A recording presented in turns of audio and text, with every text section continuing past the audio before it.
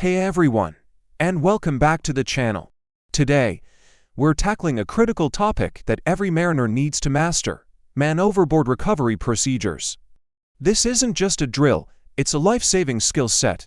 When someone goes into the water, every second counts, and a calm, methodical response can make all the difference.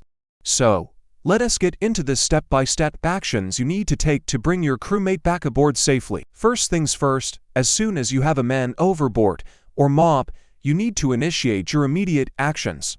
Someone must point at the casualty, never taking their eyes off them. This person becomes the dedicated spotter.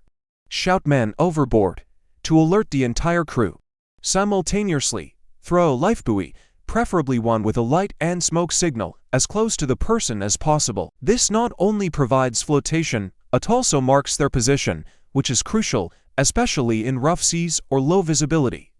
The officer on watch must immediately hit the MOB button on the GPS to log the exact coordinates. This electronic breadcrumb is your lifeline back to the casualty. Don't forget to sound the ship's whistle with 3 long blasts, the international signal for a man overboard, and make a pan call on your VHF radio to alert nearby vessels. Time is of the essence, so these initial steps must be automatic, a well-rehearsed reflex for the whole crew. Now, let's talk about maneuvering the vessel. The goal is to get back to the person as quickly and safely as possible. There are several standard turning maneuvers, like the Williamson turn, the Anderson turn, or the Charnot turn. The choice depends on the situation. The Anderson turn is the fastest and best for when the casualty is still in sight. The Williamson turn is more suited for night or reduced visibility when you've lost sight of the person, as it brings you back along your reciprocal track. The Charnot turn is similar but more efficient if some time has passed. Whichever you choose, the key is to execute it precisely while the spotter maintains visual contact. Remember to post lookouts on both sides of the vessel to help regain sight of the casualty as you come around. The bridge team needs to work in perfect sync during this phase, coordinating navigation, communication, and observation. As you approach the casualty, your strategy needs to shift from speed to precision. You must always approach from the leeward side, that is, downwind of the person. This is critically important. Approaching from the leeward side means the wind will naturally push your vessel away from the person, not onto them. This gives you much better control and prevents the terrifying scenario of running them over. It also creates a calmer patch of water, a lee, on the side of your ship, making the recovery itself easier and safer for both the casualty and the rescue team. As you get closer, you must significantly reduce your speed.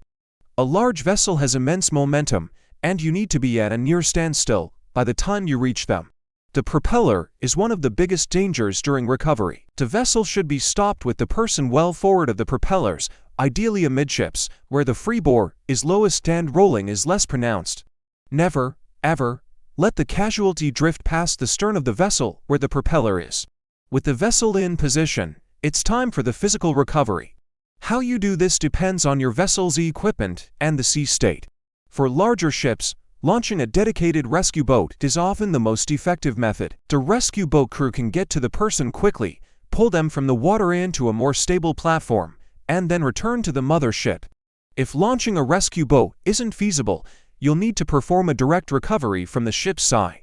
This is where equipment like a Jason's cradle or a rescue net comes into play. A Jason's cradle is a type of scramble net with rigid rungs that can be lowered into the water, allowing the casualty to be rolled into it, almost like being scooped up. A rescue net works similarly. In a pinch, even cargo nets or pilot ladders can be used, but these purpose-built devices are far superior. Using a rescue sling or a recovery strap attached to a hoist or davit is another option. The key is to have a method that allows you to lift a person horizontally if possible, especially if they are hypothermic or injured. Once the person is back on deck, the emergency is not over. The medical response is just as critical as the recovery itself. The casualty is almost certainly suffering from cold shock and will be progressing into hypothermia. Your actions now can mean the difference between life and death. You must follow hypothermia protocols strictly. First, get them to a sheltered, warm area like the ship's hospital. Carefully remove all their wet clothing. Be gentle. Rough handling can trigger a cardiac arrest in a severely hypothermic person. Cover them with dry, Warm blankets. Do not use direct heat like hot water bottles or heat lamps, as this can cause a dangerous drop in core body temperature. The warming process must be slow and gradual. If they are conscious and can swallow, give them warm, sweet drinks. Avoid alcohol, as it can make things worse. If trained personnel are available, administering warmed, humidified oxygen is an excellent way to help warm the person from the inside out. While you're treating for hypothermia, you also need to conduct a full medical assessment. Check for any injuries that may have occurred during the fall or in the water. Look for signs of head injuries, fractures, or internal bleeding. Provide necessary first aid according to your medical training. Check their breathing, pulse, and level of consciousness continuously. Even if they seem okay, they need to be monitored closely for several hours. This phenomenon, known as afterdrop, where the core temperature continues to fall even after rescue, is a real danger.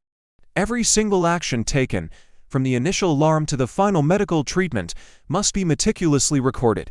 This includes the time of the incident, the ship's position, the maneuvers performed, the recovery method used, the medical aid provided, and the casualty's vital signs. This log is not just for legal and administrative purposes.